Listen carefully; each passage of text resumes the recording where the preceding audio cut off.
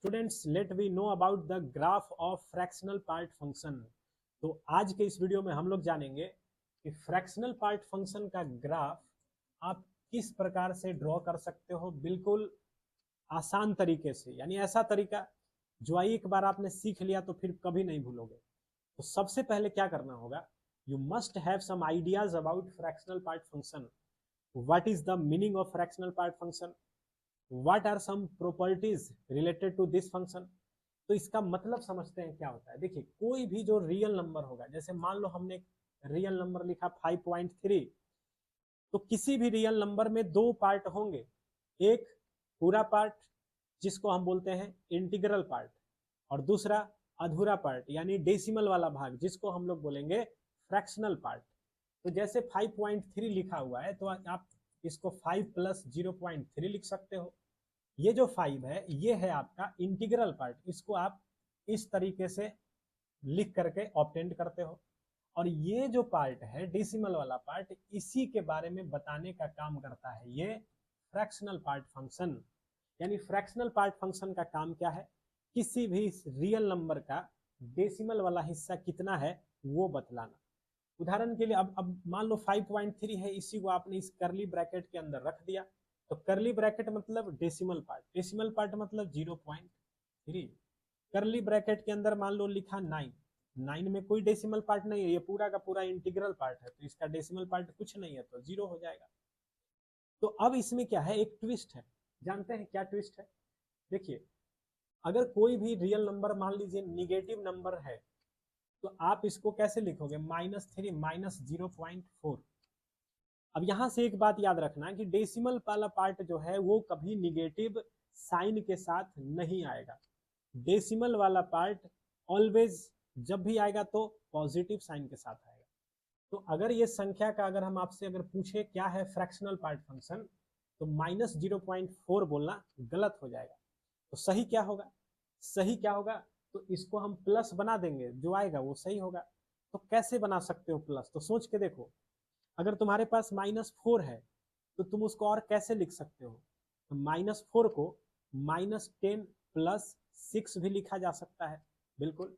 तो इसी प्रकार से -0.4 है तो हम इसको -1 अब +0.6 लिख सकते हैं, लिख सकते हैं, बिल्कुल। अब देखिए, इंटीग्रल पार्ट नए रूप में चेंज हो गया और डेसिमल पार्ट प्लस में बदल गया। तो अगर -3.4 आपका पूछा जाता करली ब्रैकेट के अंदर रख करके क्या आंसर आएगा, तो -0.4 बोलने के बजाय 0.6 बोलेंगे।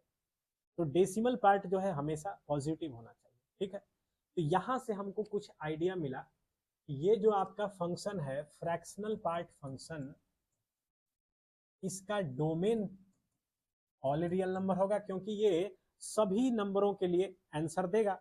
सभी नंबर में कुछ ना कुछ डेसिमल पार्ट तो होगा ही, भले वो 0 ही क्यों ना हो। दूसरा, इसका जो आंसर होगा, क्योंकि ये डेसिमल पार्ट बताएगा, तो कभी भी एक पूर्ण रूप में तो आएगा नहीं, यानी कभी एक भी नहीं हो सकता है, एक से आगे का तो बहुत दूर की बात है। तो अब कहने का मतलब है कि इसका जब रेंज का हम बात करेंगे, तो इसका रेंज जो होगा वो 0 से 1 के बीच में होगा, जिसमें 0 इंक्लूड होगा और 1 जो है वो एक्सक्लूड होगा। तो फ्रैक्शनल पार्ट जो भी आंसर देगा वो 0 से 1 के बीच में देगा, इंक्लूडिंग 0 एक्सक्लूडिंग 1।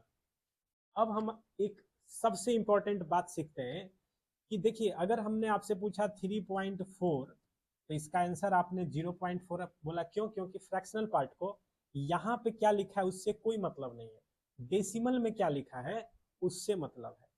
तो अगर अब आप इसमें इंटीग्रल पार्ट बदल दोगे तो डेसिमल पार्ट में क्या फर्क पड़ेगा, तो बोलेंगे कि अगर आप इंटीग्रल पार्ट बदलते हो तो डेसिमल पार्ट तो वही रहेगा। तो फ्रैक्शनल पार्ट को इस बात से कोई लेना देना नहीं है कि उसका इंटीग्रल पार्ट क्या है।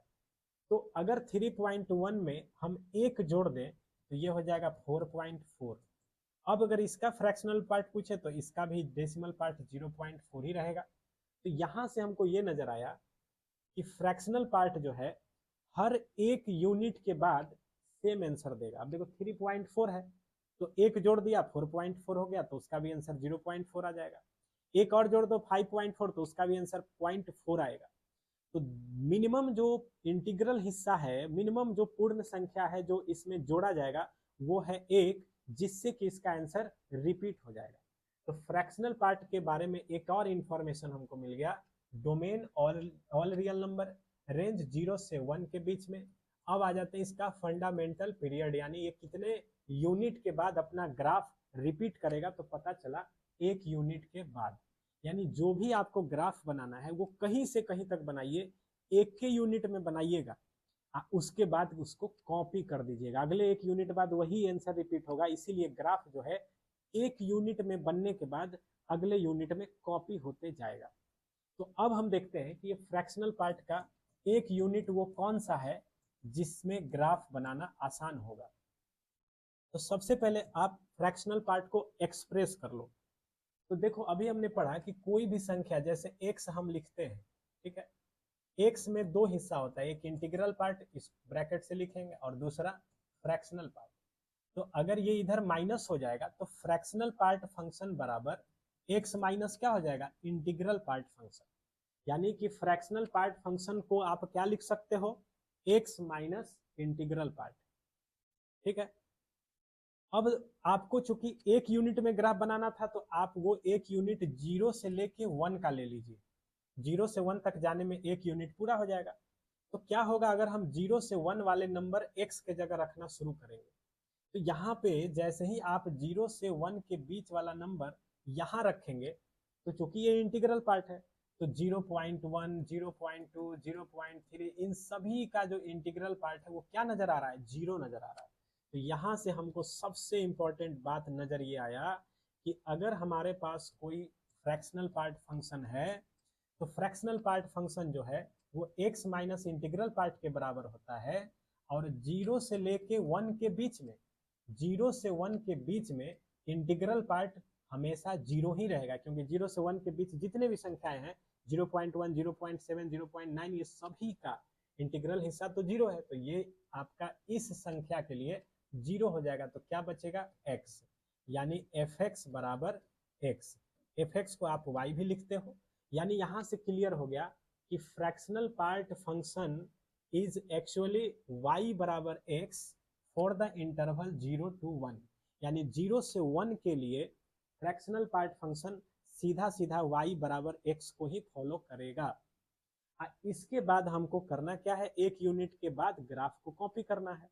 तो अब हमको समझ में आ गया कि हमको मेन ग्राफ किस इंटरवल में बनाना है, 0 से 1 के बीच में। 0 से 1 में फ्रैक्शनल पार्ट किसके बराबर है, सीधे सीधे y बराबर x का। और y बराबर x का ग्राफ हम जानते हैं ओरिजिन से पास करता हुआ ऐसा बनेगा। ठीक है, तो चलिए अब हम बारी है इसका ग्राफ बनाने का। तो देखते हैं इसके ग्राफ को। देखिए 0 से 1 का बात हो रहा है, तो ये मान लीजिए ये आपका 0 है, ये है आपका 1, ये है आपका 2, ये है आपका 3, ये है आपका 4। इधर आ जाइए, ये है 1, ये है 2। अब देखिए हमको ये पता चल चुका है कि फ्रैक्शनल पार्ट x का हमको ग्राफ बनाना था। अब फ्रैक्शनल पार्ट x जो है वो सीधे सीधे किसके बराबर है, x के बराबर है। किसके लिए, 0 से लेके 1 के लिए। तो 0 से 1 के बीच में y बराबर x, तो y बराबर x ओरिजिन से पास करने वाला ऐसा लाइन होगा।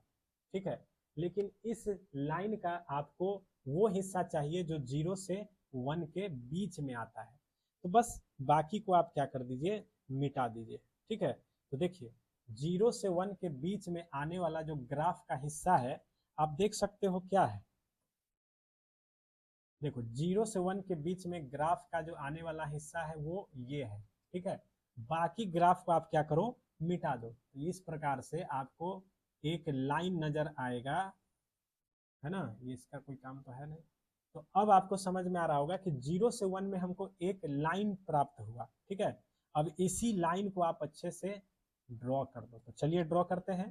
तो अब हमको समझ में आ रहा है कि 0 से 1 के बीच में जो ग्राफ है y बराबर x का वो फॉलो कर लेंगे। तो y बराबर x ये सीधा रेखा बनता है, तो बस ये सीधा लाइन बनेगा।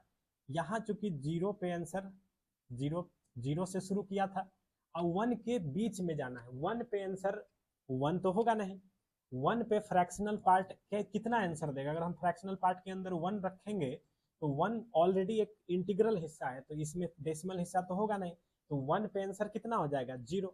या फिर ऐसे भी समझिए, एक जोड़ने पे फंक्शन आंसर रिपीट करेगा, तो 0 पे आंसर 0 मिल रहा है, तो 0 में 1 जोड़ेंगे तो 1 आएगा, तो 1 पे भी आंसर कितना मिलेगा 0 ही मिलेगा, है कि नहीं। तो 1 पे जो ये 1 लिखा हुआ है यहाँ पे आपको ब्लैंक डॉट देना होगा, क्योंकि 1 पे आंसर 1 तो है नहीं। 1 पे कितना आंसर होगा जितना 0 पे है, 0 पे कितना आंसर है 0। तो अगला बार जो है बस आप इसी को कॉपी कीजिए, फिर ये 2 के सामने ब्लैंक हो जाएगा, वापस 2 पे 0 से शुरू करेगा, फिर ये क्या करेगा 2 से लेके 3 तक जाएगा, 3 के सामने ब्लैंक हो जाएगा, है ना। फिर ये 3 से 0 से शुरू करेगा, अब 4 पे ब्लैंक हो जाएगा, और इस प्रकार इसका ग्राफ चलेगा। बैक में आ जाइए, इधर माइनस में अगर ग्राफ बनाना हो तो फिर से हर इंटीग्रल पे आंसर 0 हो रहा है, तो यहाँ पे भी आंसर क्या हो जाएगा 0। इसके बाद ये ऐसे बढ़ते जाएगा, जैसे ही 0 आएगा तो यहाँ पे क्या रहेगा ब्लैंक, ठीक है, यहाँ पे क्या रहेगा ब्लैंक। और ये आपका ग्राफ हो गया किसका, फ्रैक्शनल पार्ट फंक्शन का। अब इसको थोड़ा और एक स्टेप बढ़ा लीजिएगा तो सही हो जाएगा। फ्रैक्शनल पार्ट फंक्शन किसके बराबर हुआ था, x minus integral part of x के बराबर हुआ था। तो सोच के आप देखिए, 0 से 1 के बीच में इंटीग्रल हिस्सा 0 हो जाएगा, 0 से 1 के बीच में इंटीग्रल पार्ट 0, तो बचेगा केवल x। तो इस लाइन का नाम हो जाएगा y बराबर x। अब 1 से 2 के बीच का बात करें तो 1 से 2 में ये इंटीग्रल हिस्सा 1 हो जाएगा, तो इस लाइन का नाम हो जाएगा y बराबर x माइनस 1। 2 से 3 में ये 2 ही इंटीग्रल हिस्सा होगा, तो ये x माइनस 2 हो जाएगा। -1 से 0, -1 का इंटीग्रल हिस्सा -1 ही आएगा, तो -1 से 0 में ये -1 ही आंसर देगा, तो -1 बाहर निकलेगा, तो y बराबर x प्लस 1। तो ये जो आपको नजर आ रहा है ये एग्जैक्ट ग्राफ है किसका, फ्रैक्शनल पार्ट फंक्शन का। बस एक यूनिट में जो आप ग्राफ बनाए हो 0 से 1 में y बराबर x का जो ग्राफ बनाए उसी को बस कॉपी कर देना है। तो उम्मीद करते हैं कि फ्रैक्शनल पार्ट का ग्राफ आप अच्छे से समझ गए होंगे।